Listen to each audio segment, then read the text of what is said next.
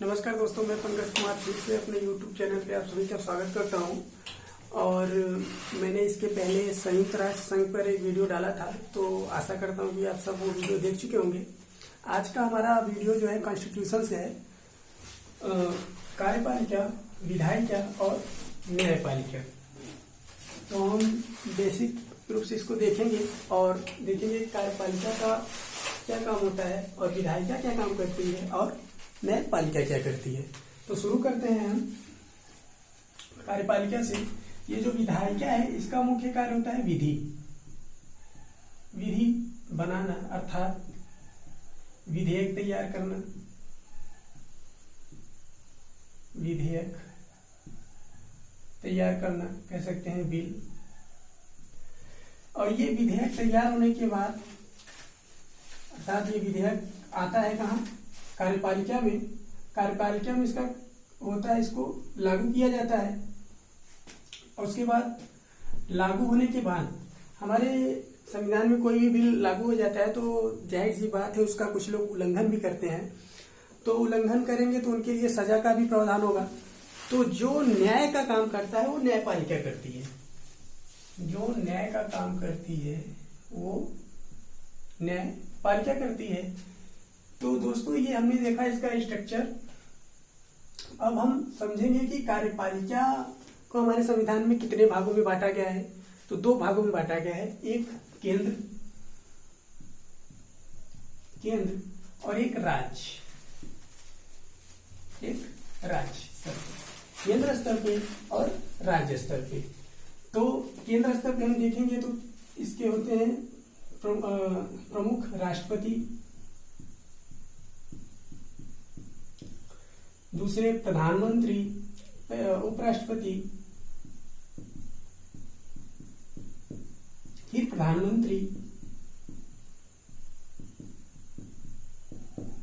उसके बाद मंत्रिपरिषद।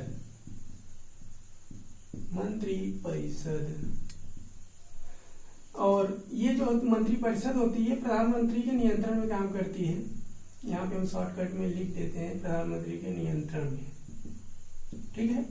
उसके बाद फिर ये जो प्रधानमंत्री होते हैं इन्हें हम वास्तविक हेड मानते हैं, वास्तविक हेड होते हैं। और राष्ट्रपति को प्रमुख हेड, ठीक है। तो हमने देखा ये कार्यपालिका में। और मंत्रिपरिषद को भी हमारे संविधान में 3 भागों में विभाजित किया गया है। तो मंत्रिपरिषद में देखते हैं, कैबिनेट मंत्री एक होते हैं, कैबिनेट मंत्री, एक राज्य मंत्री, फिर होते हैं उपमंत्री। तो दोस्तों, ये मंत्रिपरिषद को 3 भागों में बांटा गया है, कैबिनेट मंत्री, राज्य मंत्री और उपमंत्री। अब हम राज्य स्तर पे देखेंगे तो पहले नंबर पे आते हैं राज्यपाल जी, फिर आते हैं मुख्यमंत्री अर्थात सीएम,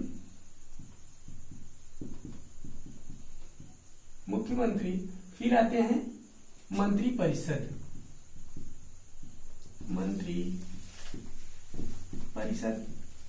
ठीक है। ये हुआ राज्य स्तर पे। अब दोस्तों, ये तो हमारा कार्यपालिका हो गया एक तरीके से। तो ये कार्यपालिका को चलाते हैं केंद्र स्तर पे राष्ट्रपति, उपराष्ट्रपति, प्रधानमंत्री, मंत्रिपरिषद। और राज्य स्तर पे देखेंगे तो राज्यपाल, मुख्यमंत्री और मंत्रिपरिषद। तो अब हम इसको रफ करते हैं।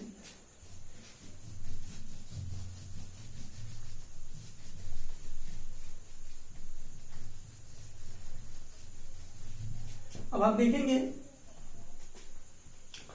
विधायिका यानी विधेयक। तो जो विधेयक है दोस्तों, इसको भी हम 2 पार्ट में बांटेंगे। विधेयक, एक केंद्र, एक राज्य। दोस्तों, हमने पढ़ा होगा कि हमारे संविधान में 3 प्रकार की सूचियां हैं, एक केंद्र सूची, दूसरी राज्य सूची, तीसरी समवर्ती सूची। तो जो केंद्र सूची का विषय होगा, केंद्र सूची जो केंद्र सूची का विषय होगा उस पर केंद्र सरकार कानून बनाएगी, और जो राज्य सूची का विषय होगा, जो राज्य सूची का विषय होगा उस पे जो है ये राज्य सरकार कानून बनाएगी। और एक तीसरा है जो वो समवर्ती सूची, समवर्ती सूची, इस पे समवर्ती सूची में जो है ये केंद्र भी सरकार बना सकती है और राज्य भी अपनी कानून बना सकती है। कानून, केंद्र भी कानून बना सकता है समवर्ती सूची पे और राज्य भी कानून बना सकती है समवर्ती सूची पे। तो हमने ये देखा इसका विधेयक का स्ट्रक्चर। और दोस्तों इसमें जो होता है, जैसे अगर हम केंद्र स्तर पर बात करेंगे, केंद्र स्तर पे तो एक होते हैं हमारे लोकसभा और एक होता है राज्यसभा। केंद्र स्तर पे अगर देखें तो लोकसभा और राज्यसभा, इन दोनों को अगर मिला दें हम तो ये कहलाता है संसद। संसद भवन आपने सुना होगा, संसद भवन, तो यही है। लोकसभा और राज्यसभा को ही हम मिलाकर संसद कहते हैं, संसद। और इसके जो पूरे सदस्य होते हैं, चाहे वो लोकसभा का सदस्य हो और चाहे वो राज्यसभा का सदस्य हो, वो सांसद कहलाता है। वो क्या कहलाएगा? सांसद। क्या कहलाएगा? सांसद। अब जो राज्य होता है हमारा, राज्य, इसमें क्या होता है? पहला तो हो गया विधानसभा,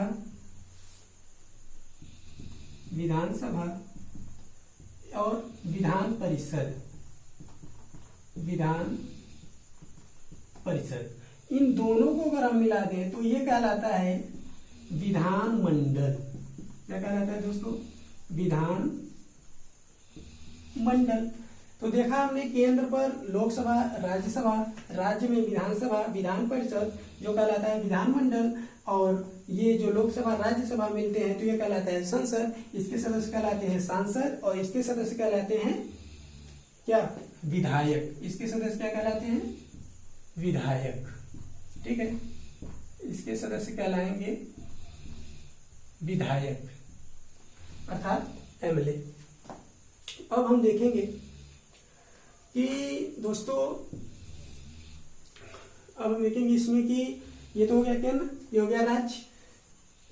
तो जैसे कि जो भी सदस्य होगा, जैसे राज्य में अगर कोई सदस्य हुआ तो ये कहलाया विधानसभा का सदस्य। तो दोस्तों हमने इसको देखा। और एक बात और कि जो प्रधानमंत्री होते हैं वे जो है लोकसभा के सदस्य होते हैं। तो क्या होता है कि ऐसा तो नहीं है कि वो लोकसभा के भी सदस्य हो सकते हैं और राज्यसभा से भी सदस्य हो सकते हैं, जहां से उनकी सदस्यता, उन्हें सदस्यता मिल जाए, इसी सदन के भी सदस्य हो सकते हैं। तो इसको हम समझते हैं कि वे लोकसभा के सदस्य होते हैं तो वे क्या कहते हैं, विधायिका का भी कार्य देखते हैं, जब तक है विधायिका में भी कार्य देखेंगे। और वे कार्यपालिका के सदस्य तो होते ही हैं, तो इसलिए वो कार्यपालिका का भी जो है कामकाज देख सकते हैं। और उसके बाद फिर आता है कि अंतर जो मंत्री हैं, जैसे कैबिनेट मंत्री, राज्य मंत्री, उप मंत्री, जैसे हमारे सुषमा स्वराज, राजनाथ, ये सब मंत्री जो हैं ये कार्यपालिका के काम देखते हैं। अब उसके बाद एक चीज इसमें और हमने छोड़ दिया था, उसको देख लेते हैं। केंद्र में, जैसे कि केंद्र में दो स्तर का एक होता है, एक तो होते हैं अस्थाई और एक होता है अस्थाई। दोस्तों ये अस्थाई अस्थाई का तात्पर्य यह है कि अस्थाई का मतलब 60 या 62 वर्ष के लिए जो चुनकर आते हैं, जैसे हमारे आईएएस पीसीएस रैंक के अधिकारी हो गए।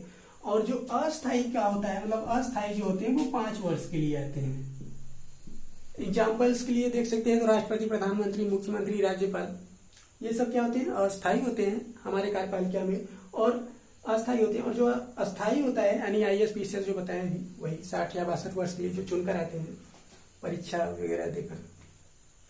अब हमारा ये खत्म हुआ तो हम इसको रफ करेंगे और अब देखेंगे आगे न्यायपालिका।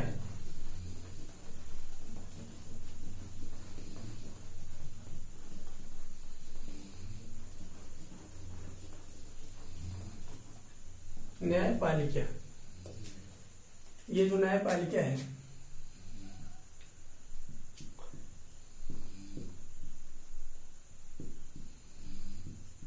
दोस्तों न्यायपालिका हमारे संविधान का एक देखा जाए तो क्या कहते हैं स्वतंत्र रूप है, जिस पर किसी का भी एक प्रकार से देखा जाए तो किसी का बस नहीं चलता। वो अपनी मर्जी से अपना फैसला सुनाते हैं और ये हमारे संविधान की एक तरीके से देखी जाए तो ऋण के तौर पे कार्य करती है। और इसका एक रूप है, पहले आता है यस यानी सुप्रीम कोर्ट, दूसरे पे हाई कोर्ट, तीसरे पे जिला कोर्ट यानी district court. Supreme court, high court, district court. अर्थात ये कह सकते हैं कि जैसे हम पहले डिस्ट्रिक्ट कोर्ट में जाएंगे, हम यहाँ से संतुष्ट नहीं हुए तो हम हाई कोर्ट में जाएंगे, हाई कोर्ट से हम संतुष्ट नहीं हुए तब हम सुप्रीम कोर्ट में जाएंगे।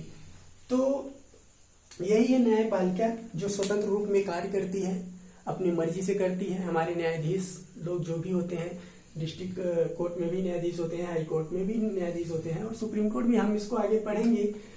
सुप्रीम कोर्ट यानी उच्च न्यायालय, उसके बाद हाई कोर्ट, फिर डिस्ट्रिक्ट कोर्ट, जिला न्यायालय। तो दोस्तों हम आशा करते हैं कि आपको ये पूरा स्ट्रक्चर समझ में आ गया होगा और हम आपसे फिर अगली वीडियो मुलाकात करते हैं और समझेंगे राष्ट्रपति का चुनाव, शपथ, ये सब हर एक चीज आपको उनके बारे में बताएंगे। प्रधानमंत्री के बारे में बताएंगे, मुख्यमंत्री के बारे में, राज्यपाल के बारे में, चैप्टर वाइज अध्ययन करते हुए चलेंगे। तो अगर आपको ये वीडियो अच्छा लगा हो तो शेयर करिए, लाइक करिए और सब्सक्राइब कीजिए। जय हिंद।